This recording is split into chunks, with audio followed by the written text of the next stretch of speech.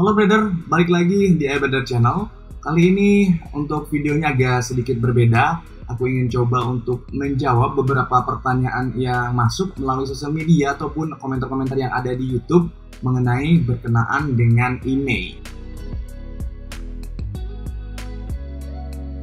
Nah, sebelum masuk ke Q&A-nya, aku ingin sedikit menjelaskan mengenai email. Kayak yang udah kita ketahui bersama, kepanjangan dari email itu adalah International Mobile Equipment Identity.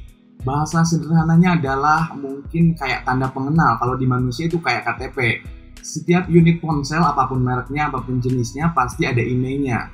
Fungsi email itu supaya dikenali oleh provider bahwa handphone kita itu membutuhkan jaringan atau memang bisa diakses lewat jaringan-jaringan provider yang tersedia. Nah, untuk mengecek email gampang aja. Semua angkanya itu ada 15 digit. Kamu tinggal cek aja di setiap ponsel kamu, mereknya apapun. Dalam konteks ini adalah iPhone. Tinggal kamu ketik aja bintang pagar 06 pagar. Kayak kamu mau ngecek pulsa, nanti akan muncul nomor emailnya. Selain cara tersebut, kamu juga bisa mengeceknya di pengaturan handphone kamu. Tinggal masuk ke setting, nanti ada pilihan untuk mengecek email. Kalau untuk iPhone sendiri, tinggal masuk ke menu setting, pilih general, pilih about, nanti kita tinggal scroll aja ke bagian bawah, ada tulisan atau data dari email di sana.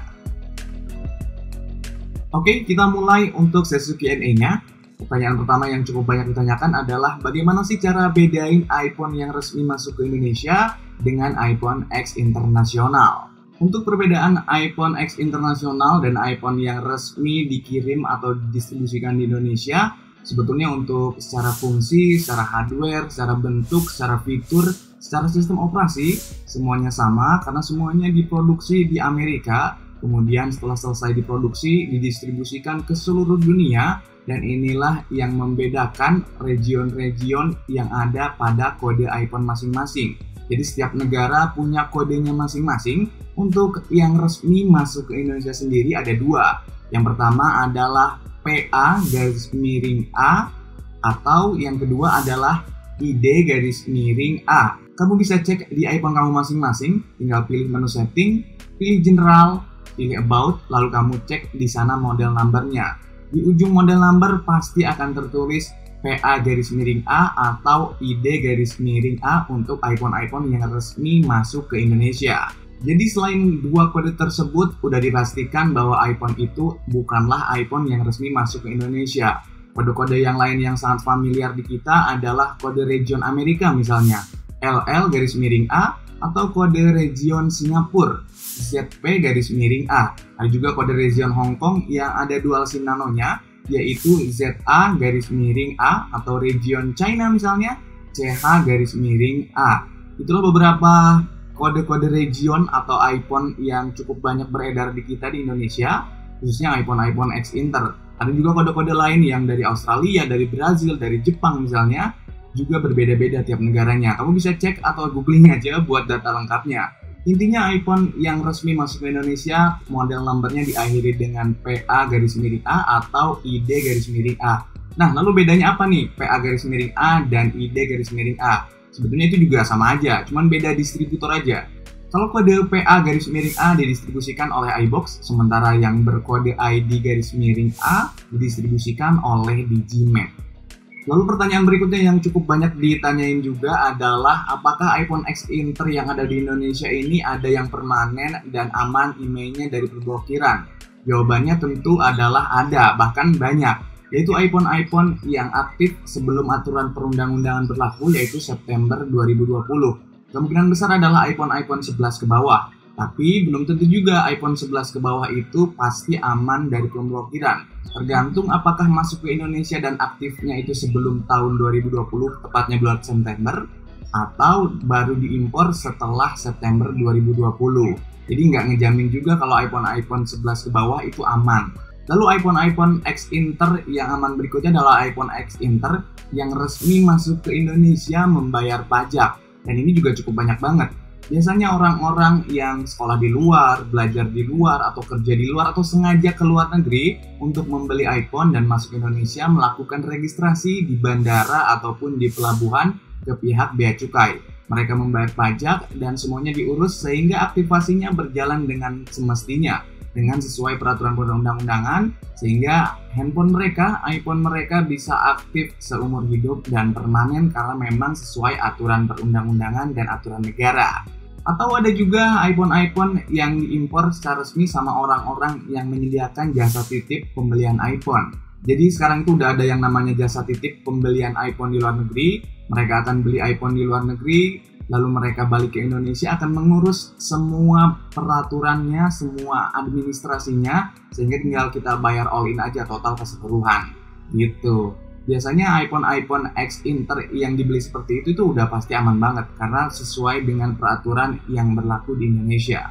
Jadi poin penting yang wajib kita tahu, iPhone diblokir emailnya atau tidak bukan masalah dari region mana. Masalahnya adalah iPhone itu apakah membayar pajak atau tidak. Untuk iPhone yang resmi masuk ke Indonesia otomatis pasti akan membayar pajak. Tapi untuk iPhone X Inter banyak yang tidak membayar pajak atau bahasa istilah kerennya adalah black market atau barang-barang gelap.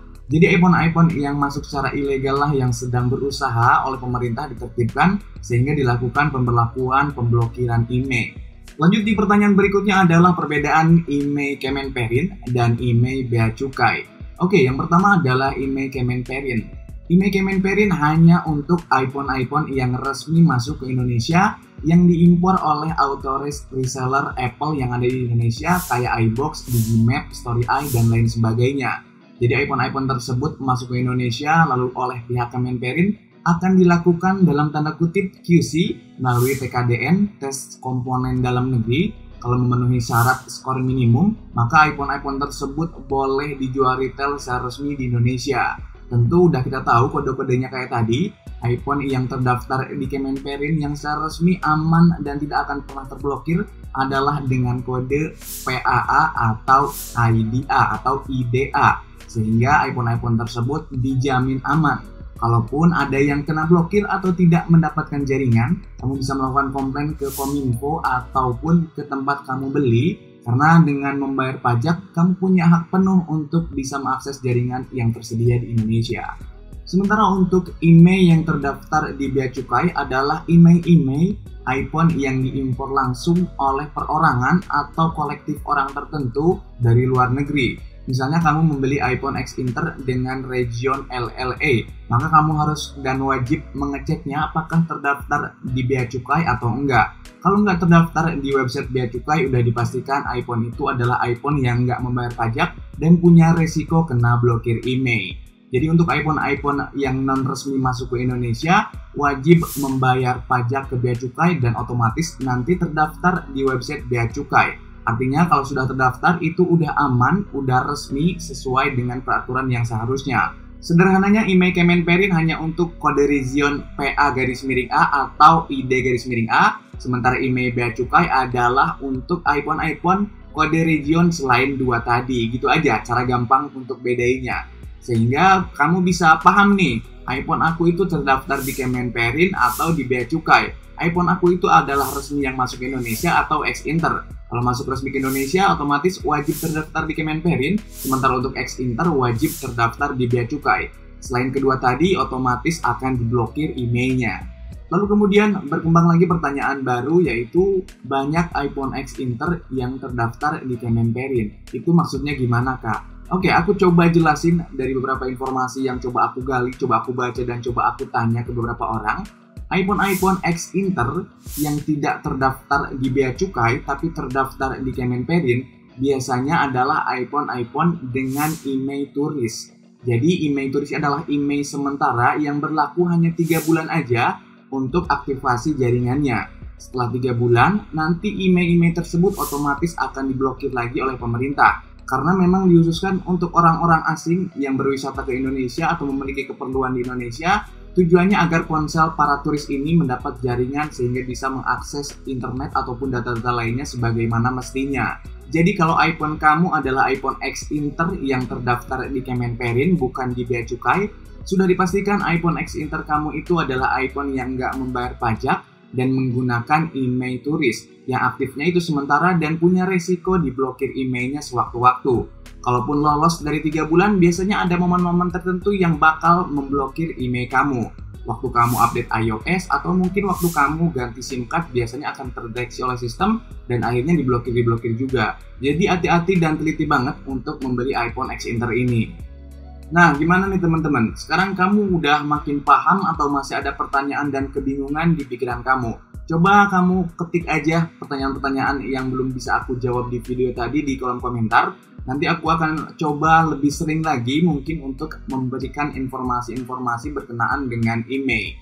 Dan informasi-informasi tadi adalah informasi yang aku coba gali berdasarkan peraturan perundang-undangan. Walaupun pada prakteknya di lapangan masih ada peraturan perundang-undangan atau undang-undang email ini yang belum dieksekusi secara rapi dan masih ada celah-celah yang bisa dimanfaatkan oleh oknum-oknum tertentu. Jadi tetap hati-hati, ikuti terus cara-cara legal dan lupakan cara-cara ilegal kalau kamu nggak mau repot. Oke, itu aja informasi yang bisa aku share di video kali ini. Thank you for watching. Jangan lupa bagikan video ini sebanyak-banyaknya karena kadang kecil untuk kita namun berarti besar buat yang lain. Thank you, bye-bye.